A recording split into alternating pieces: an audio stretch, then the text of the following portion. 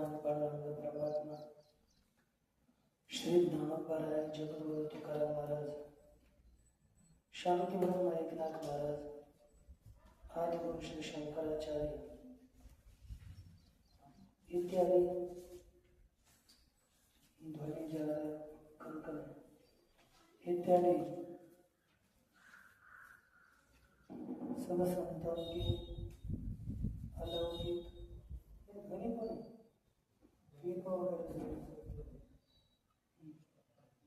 इत्यादि सब संतों की अलौकिक अकारण प्रणाली से कृपा से योग सूत्र का विचार करते हुए हम लोग 32 श्लोकों तक योग सूत्रों तक विचार कर चुके। तत्प्रतिषेधार्थम एक तत्वाभ्यास, विघ्नों का निषेध करने के लिए एक ही तत्व का अभ्यास करना चाहिए। विघ्नों को हटाने के लिए एक तत्व का अभ्यास हो। प्रस्तुत में एक चित्त क्षणिक है कि कैसा है, प्रसंगवश बौद्ध का मत आया और उसका खंडन करने का प्रयास कल किया, क्योंकि खंडन जो निश्चित मतों का खंडन क्यों करना पड़ता है, उसमें भी युक्तियां दिखती है, युक्तियां भाग दिखता है। और जो सामान्य बुद्धि वाले होते हैं उनको लगता है कि ये भी मत अच्छा है, और ऐसे अनुचित मतों का स्वीकार करके उसको वास्तविक तत्व के तो कभी प्राप्ति हो नहीं पाएगी, और वो वाम मार्ग में जाकर तत्व ज्ञान की अपेक्षा से उसका जीवन सफल नहीं होगा। इसलिए सन्मार्ग को लगाने के लिए आदि गुरु शंकराचार्य ऐसे महात्मागण वेद बाह्य मतों का खंडन करके वेद विहित मतों का मंडन करते हैं। वेद विहित मतों के मंडन के द्वारा साधक उसी वेद विहित मत का स्वीकार करके अपने उद्धार के लिए प्रयास करे। इस हेतु से शास्त्रों का, साधुओं का, संतों का अट्टहास है कि जिससे आदमी सन्मार्गगामी हो, उसकी जो मनमुखी प्रवृत्ति है अथवा शास्त्र विरुद्ध आचरण वाली, शास्त्र विरुद्ध आचरण, शास्त्र विरोधी ग्रंथों का स्वीकार करके जो प्रवृत्ति होती है वो साफल्य को न देती, इसलिए उनका खंडन करना आवश्यक है और उनका खंडन भी किया जाता है। प्रस्तुत में देखो आगे के सूत्र की अवतरणिका है। यस्य चित्तस्य, क्या लिखेंगे? यस्य चित्तस्य लिखेंगे, यस्य इदं शास्त्रेण परिकर्म निर्दिश्यते तत्कथम, ये लिखा है ना। तो यहाँ पर हमारे में दूसरा लिखा है यस्य चित्तस्य अवस्थितस्य, जो स्थित चित्त है उसका, अथवा जिस चित्त का शास्त्र के द्वारा परिकर्म बताया गया। परिकर्म अर्थात परिष्कृति बताई गई, उसी का है ना। शास्त्र के द्वारा परिकर्म का निर्देश किया, परिष्कृति का निर्देश किया। वह कैसे किया? अर्थात शास्त्र के द्वारा इसकी शुद्धि का निर्देश किया। वो कैसे होती है? परिक्रमा अर्थात परिष्कृति, परिष्कृति अर्थात शुद्धता। शास्त्र के द्वारा इसकी जो शुद्धता बताई जाती है वह कैसे बताओ?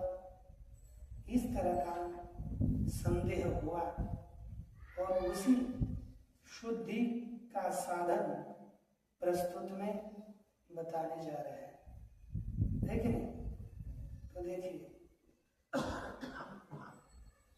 हमारा भाष्य जो दूसरा भाष्य पुस्तक है उसमें यस्य चित्तस्य अवस्थितस्य इदं शास्त्रेण परकर्म निर्दिश्यते, तत्कथम वो किस प्रकार है तो उसका कथन करते हैं। मैत्री करुणा मुदितोपेक्षानां, मैत्री करुणा मुदितोपेक्षानां, मैत्री करुणा मुदितोपेक्षानां, मैत्री करुणा मुदितोपेक्षानां, सुख दुख पुण्य पुण्य विषयानां, सुख दुःख पुण्य पुण्य विषयाणां, सुख दुख पुण्य पुण्य विषयानां, सुख दुःख पुण्य पुण्य विषयाणां, भावनातश्चित्त प्रसादनं, भावनातश्चित्त प्रसादनं, भावनातश्चित्त प्रसादनं, भावनातश्चित्त प्रसादनं, मैत्री करुणा मुदितोपेक्षानां।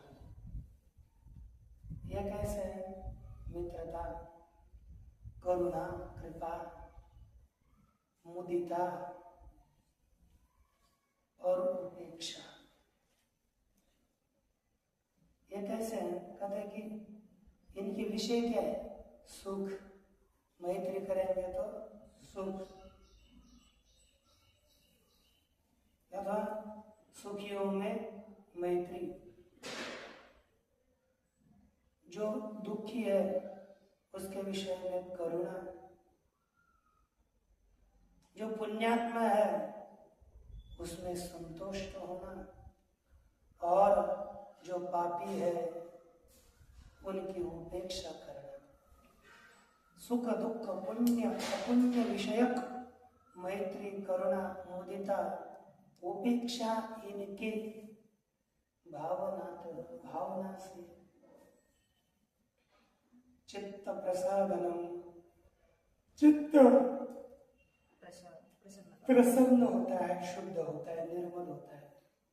यह व्यवहार करने से चित्त निर्मल होगा। पापी है उनका संग नहीं करना, छोड़ देना उनका, है ना? और संगति किसकी करनी है? पुण्यात्मा। जो सुखी है उसकी संगति करेंगे, जो दुखी है, नित्य निरंतर अपने आप से परेशान है, ऐसा की संगति करके कहाँ लाभ होने वाला है, सुख मिलने वाला है? इसलिए जो पुण्यात्मा हो, सुखी हो, उनके पुण्यात्मा को लेकर संतुष्ट होना, सुखी कर मैत्री करना और दुखी के ऊपर कृपा करना। लेकिन पापी है उसकी उपेक्षा करना, है ना? तो आप लोगों में कौन कौन पापी है अनुमान से पता चल जाता है कि नहीं? उसकी उपेक्षा करनी पड़ेगी। देखो आगे कहते कि तत्र सर्व प्राणिषु सुख संभोगापन्नेषु मैत्री भावयेत्। तत्र सर्व मैत्री करे, मित्र विषयता की भावना करनी चाहिए। कैसे लोगों में? सर्व प्राणी सुख संभोगापन्नेषु, सुख के भोगों से युक्त जो लोग हैं उनके विषय में मैत्री करनी चाहिए। एक दूसरा दुखितेषु करुणा, और जो दुखित है उनके विषय में करुणा कृपा करनी चाहिए। दुखियों में को ऊपर कृपा करें हम। पुण्यात्मकेषु मुदिता, जो पुण्य आत्मा है उनमें संतोष, पुण्यशीलता अनुजानती, है ना? उसके ऊपर उसको मुदित संतुष्ट होना चाहिए। और पापियों में उदासीनता, है ना? एवं अपुण्यशीलेषु उपेक्षा करनी चाहिए। एवं अस्य भावयता, इस प्रकार ऐसे भावना करने वाले का शुक्ल धर्म उपजायते, शुद्ध धर्म उत्पन्न होता है। ततश्च चित्तम प्रसीदति, और उससे चित्त प्रसन्न हो जाता है। प्रसन्नम एकाग्रम स्थिति पदम लभते, प्रसन्न हुआ, एकाग्र हुआ, चित्त स्थिरता को प्राप्त होता है ना। प्रसन्न चेतुषु हर्षु बुद्धि पर्यवतिष्ठते, है कि नहीं? जिसका चित्त प्रसन्न हो गया, ऐसे पुरुष की बुद्धि जल्दी स्थिर होती है। इस तरह से इस सूत्र का विचार किया। तत्पश्चात आगे का सूत्र देखो। प्रच्छर्दन विधारणाभ्याम वा प्राणस्य, प्रच्छर्दन विधारणाभ्याम वा प्राणस्य, प्रच्छर्दन विधारणाभ्याम वा प्राणस्य, प्रच्छर्दन विधारणाभ्याम वा प्राणस्य। श्री पतंजलि कहते हैं कि महाराज, यदि आपको ये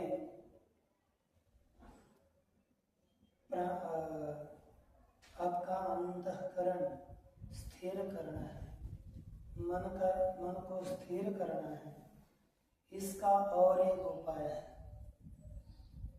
प्रच्छर्दन विधारणाभ्याम प्राणस्य स्थितिर्लभते। प्रच्छर्दन और विधारण, इनके द्वारा प्राण की स्थिति होती है, प्राण स्थिर रहता है। क्या करना पड़ेगा हमें? ये पूरक, रेचक और कुंभक क्या है ना?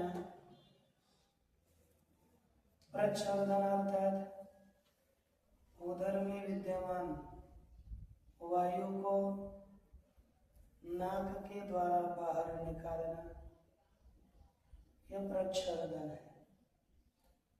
और धारण करना, प्राणायाम करना, नाक के द्वारा वायु को बाहर निकालना, अंदर आया हो उसको अंदर ही रोकना, इसके द्वारा माने पूरक, कुंभक और रेचक करना, यह हमें करना चाहिए। इससे भी मन स्थिर होता है, मन चंचलता शुद्ध होता है। 16 प्राणायामों से अपने इतना मन शुद्ध होता है प्रतिदिन, केवल 16 प्राणायाम करने से भी, जब करते हैं ना जब से, वैसे 16 प्राणायामों से मन शुद्ध होता है। इसलिए ये प्रयास हमें करना है। क्या कहते हैं? प्रच्छर्दन विधारणाभ्याम वा प्राणस्य, प्राण के प्रच्छर्दन और धारण के द्वारा अंतःकरण स्थिर हो जाता है। देखिए, कोष्ठस्य वायोर नासिका पुटाभ्याम प्रयत्न विशेषात् वमनम प्रच्छर्दन। प्रच्छर्दन क्या चीज है? कोष्ठस्य वायु हो, पेट में रहने वाला विद्यमान वायु का नासिका पुट, 2 नाकों के द्वारा, न कि मुख के द्वारा, नासिका पुटों के द्वारा, 2 नासिका छिद्रों के द्वारा विशेष प्रयत्न से वमन अर्थात बहिर्निस्सा बाहर निकालना, ये प्रच्छर्दन है। और विधारण माने प्राणायाम, प्राणों को रोकना, है कि नहीं? ये विधारण है। ताभ्याम प्रच्छर्दन विधारणाभ्याम वा मनस स्थितिं संपादयेत्। इन दोनों के द्वारा मन की स्थिरता को हम संपादन करें, मन की स्थिरता को प्राप्त करें।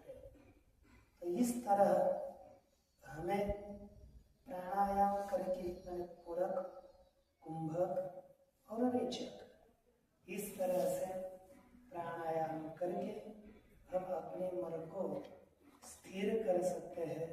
स्थिर करने का यह एक उपाय बताया गया। आप उनमें से कौन सा उपाय करते हैं? कोई नहीं? तो किस उपाय को करेंगे कल से? सीधा है ना? कितने करेंगे कल से? देखेंगे कितना होगा, है ना? हम करेंगे निर्धारित नहीं है ना? आप करेंगे कितने?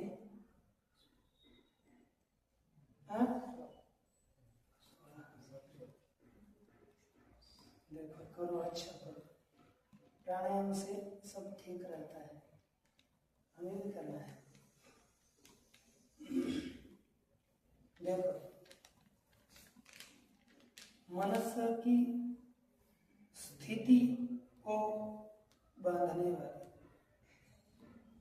ये प्रवृत्ति कैसे? देखो, विषयवती वा प्रवृत्तिरुत्पन्ना, विषयवती वा प्रवृत्तिरुत्पन्ना, विषयवती वा प्रवृत्तिरुत्पन्ना, विषयवती वा प्रवृत्तिरुत्पन्ना, मनसः स्थिति निबन्धने, मनसः स्थिति निबन्धने, मनसः स्थिति निबन्धने, मनसः स्थिति निबन्धने। देखो, मन को स्थिर करने वाली दूसरी प्रवृत्ति विषयों की प्राप्ति है। मन स्थिर होता है तात्काल, ज्यादा ना हो लेकिन तात्काल में तो मन स्थिर होता है। ताकि विषयवती, विषयों का साक्षात्कार करने वाली प्रवृत्ति ही उत्पन्न हुई प्रवृत्ति है ना? विषयाकार उत्पन्न हुई मन की प्रवृत्ति स्थिति निबंधने, स्थिरता की कारण बनती है। वह भी मन को स्थिर करती हो, तात्कालिक है लेकिन तावत कर ही लेती है कि नहीं? अब कैसे कैसे देखो,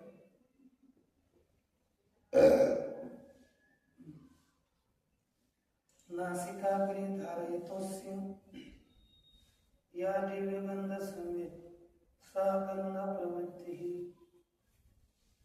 क्या लिखा कि नासिका के अग्रभाग में मन को धारण करने वाले इस साधक को, एक आधा साधक मन को, चित्त को नासिका के अग्रभाग में ही धारण करता है, एकाग्र करता है। इस साधक को दिव्य गंध संवित, दिव्य गंध का ज्ञान, लौकिक विषयों का नहीं। नासिका के अग्रभाग में मन को एकाग्र करेंगे तो स्वर्गलोक में जो गंध है ना, उसका सुगंध आएगा, दिव्य आता है।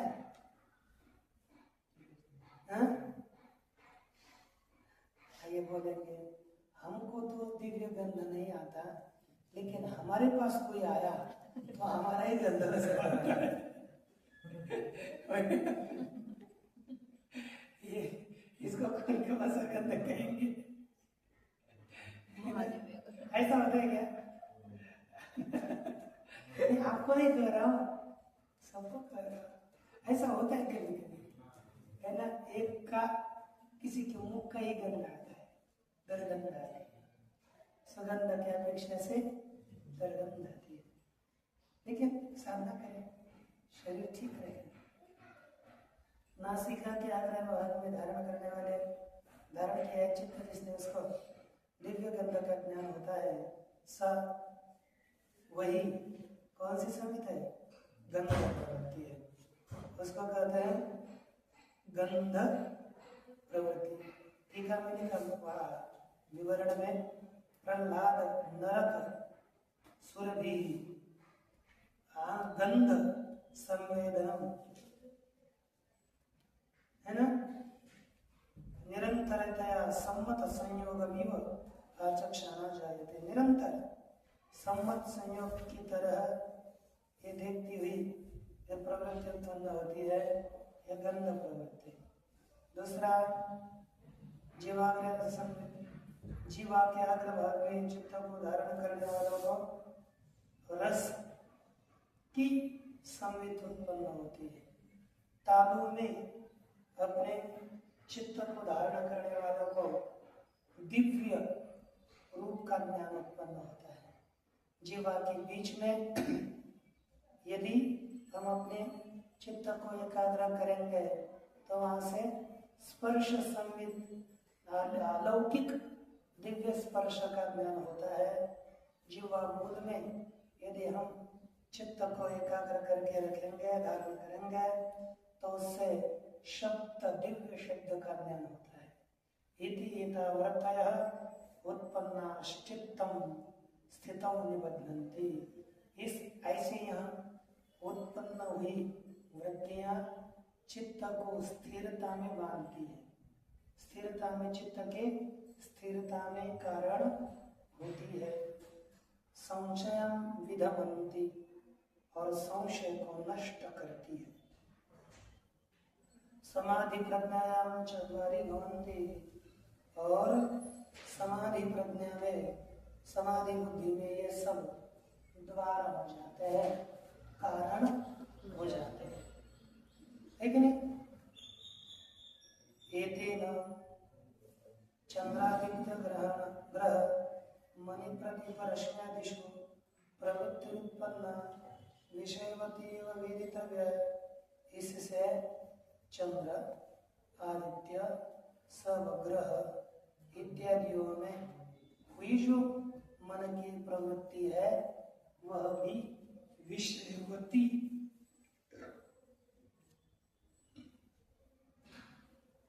प्रवृत्ति समझनी चाहिए, है कि नहीं? अर्थात हम जब जिस चित्त विषय में चित्त को धारण करेंगे वहाँ वहाँ की प्रवृत्ति विषय वाली है, यह हमें समझना चाहिए। आगे देखो,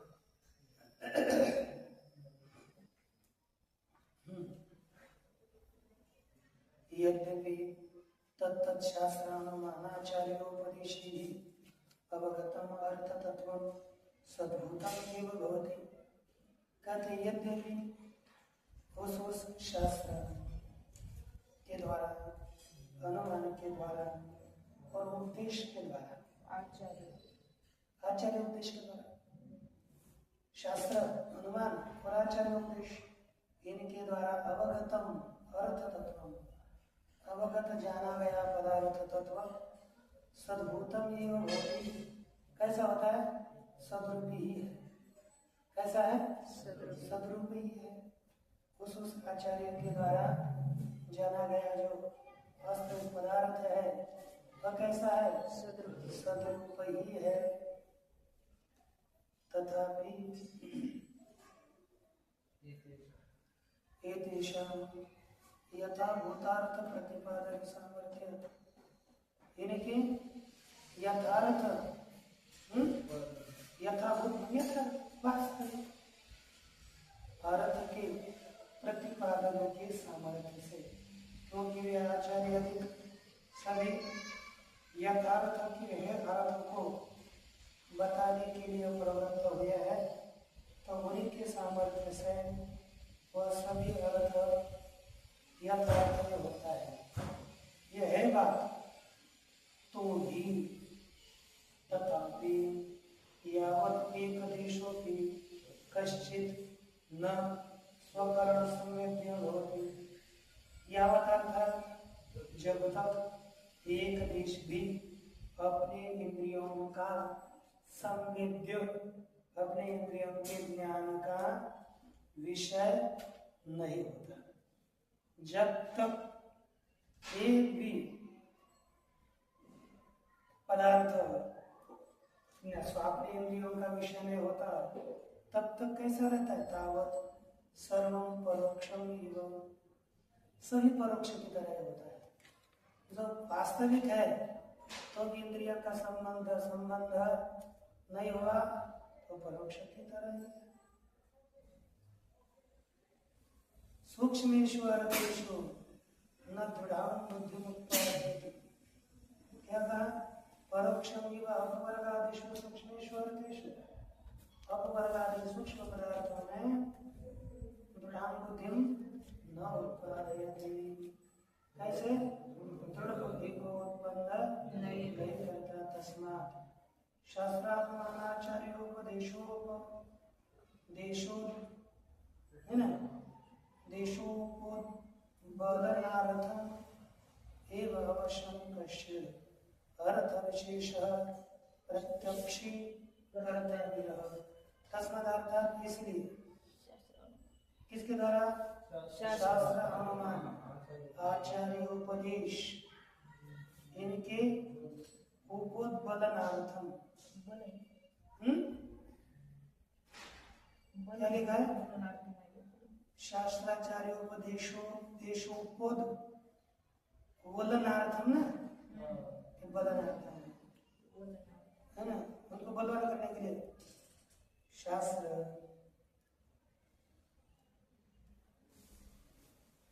आचार्य उपदेश इनमें परिपुष्टि के लिए ही उनको बलवान करने के लिए, दृढ़ करने के लिए, परिपुष्ट करने के लिए दृढ़ं बुद्धिम उत्पादयति।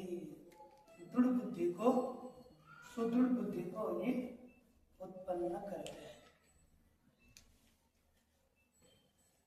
कश्चिदार्थ विशेष प्रत्यक्षी करते हैं कि नहीं? किसी अर्थ विशेष को हमें प्रत्यक्ष करना ही चाहिए, तभी तद विषयक कौन सी बुद्धि उत्पन्न होगी भाई? दृढ़ बुद्धि उत्पन्न होगी। तत्र तदुपदिष्टार्थैक देश प्रत्यक्षत्वे सति सर्वं सूक्ष्म विषयमपि अपवर्गात्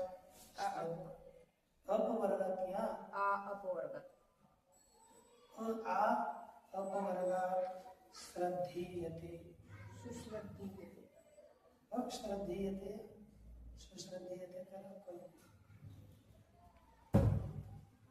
अपवर्गात् श्रद्धीयते ज्यादा पाठ है आपका। श्रद्धीयते एक ठिकाने है, श्रद्धीयते है एक जगह, दो जगह पर श्रद्धा होती है बस। कहते हैं कि तत्र तद उपदिष्टार्थैक देश प्रत्यक्षत्वे सति, उसमें उपदेश की हुई अर्थ का एक देश भी प्रत्यक्ष होने पर, एक देश का भी साक्षात्कार हो जाने पर क्या होता है? सर्वम सूक्ष्म विषयमपि, जितना सभी एक विषय का साक्षात्कार हो गया ना, तो हमें क्या लगता है? नहीं, ये प्रामाणिक है तो ये सब बात प्रामाणिक है। सभी सूक्ष्म विषय भी है ना, अपवर्ग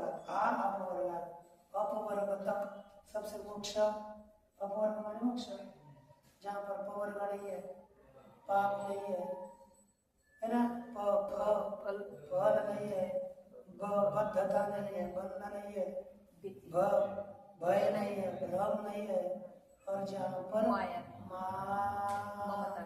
ममता है कि नहीं है, मोह नहीं है, सब कुछ नहीं है ना, जोड़ते रहो। उसको क्या कहते हैं? अपवर्ग। जहाँ पर पवर्ग नहीं हो, अपवर्ग मोक्ष। उस मोक्ष तक सभी का, मोक्ष तक सभी में है ना, श्रद्धीयते, श्रद्धा की जाती है कि नहीं? इसके ऊपर विषय में क्या होता है? अपनी श्रद्धा होती है। वाह, ये बोल रहे हैं तो सत्य ही है। एतद अर्थमेव चित्त परिक्रम निर्दिश्यते, और इसी के लिए ही चित्त की शुद्धि का निर्देश किया जाता है। श्रद्धा होने के लिए